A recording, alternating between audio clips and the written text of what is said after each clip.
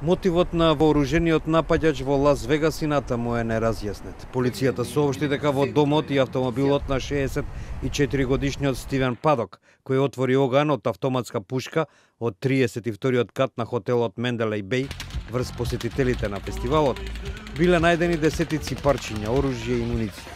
Само во собата, од која неколку минути пукал, а потоа и се самоубил, полицајците нашле 17 пушки.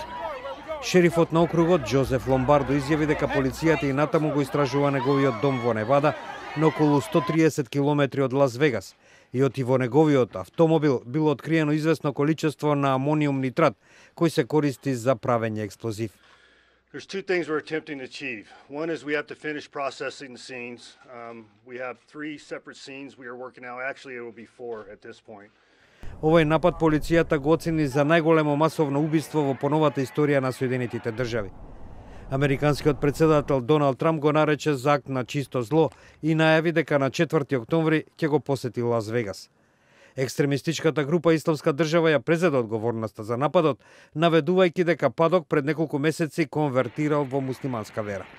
Но нема докази за такво нешто. Федералното истражно биро соопшти дека напаѓачот немал врски со меѓународни терористички групи.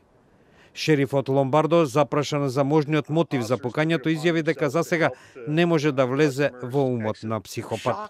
Братот на напаѓачот, Ерик Падок, изјави дека Стивен бил мултимилионер и коцкар.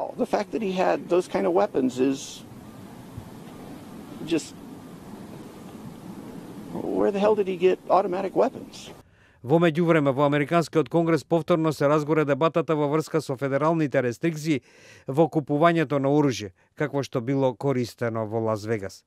Демократскиот сенатор Дик Дурбин од Илиноис изјави: We can't let this become the new American normal. We can't just shrug our shoulders when we see over 30,000 Americans shot and killed year after year after year. Иницијативата на демократите веднаш беше отворена од Белата куќа како преуранета.